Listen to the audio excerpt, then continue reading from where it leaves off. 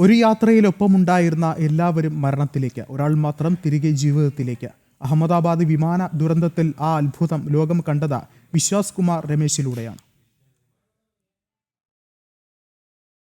Air ഇന്ത്യയുടെ Boeing 787 dream liner വിമാനത്തിൽ 11A സീറ്റിലായിരുന്നു ലണ്ടനിലേക്കുള്ള യാത്രയ്ക്കായി വിശ്വാസ് കുമാർ രമേശ് ബുക്ക് ചെയ്തത്.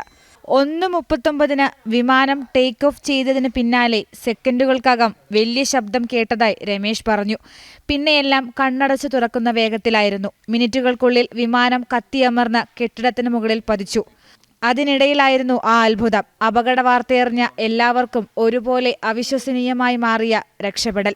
ബ്രിട്ടീഷ് പൗരത്വമുള്ള രമേശ് 20 വർഷമായി ലണ്ടനിലാണ്. ഭാര്യയും കുട്ടിയും ലണ്ടനിലാണ്. കുടുംബാംഗങ്ങളെ കാണാനാണ് ഇന്ത്യയിലേക്ക് എത്തിയത്. തിരികെ UK-യിലേക്കുള്ള യാത്രയാണ് ദുരന്തമായി മാറിയത്. സഹോദരൻ അജയ് കുമാർ രമേശും ഒപ്പമുണ്ടായിരുന്നുവെങ്കിലും ഇരുവരുടെയും സീറ്റുകൾ 2 നിരകളിലായിരുന്നു. അഹമ്മദാബാദ് സിവിൽ ആശുപത്രിയിലെ ജനറൽ വാർഡിൽ പരിക്കുകളോടെ കഴിയുമ്പോൾ രമേശിനും സംഭവിച്ചത് പൂർണ്ണമായി വിശ്വസിക്കാൻ കഴിയുന്നില്ല. തകർന്ന വിമാനത്തിന്റെ അവശിഷ്ടങ്ങളും മൃതശരീരങ്ങളുമായിരുന്നു എഴുന്നേറ്റപ്പോൾ ചുറ്റും കണ്ടത്. ഭയന്നു പോയെന്ന് രമേശ് പറഞ്ഞു. നിലവിളിച്ചുകൊണ്ടോടി. ഓടിയെത്തിയ ആരൊക്കെയോ ചേർന്ന് ആംബുലൻസിൽ കയറ്റി. അങ്ങനെയാണ് ആശുപത്രിയിലെത്തിയത്.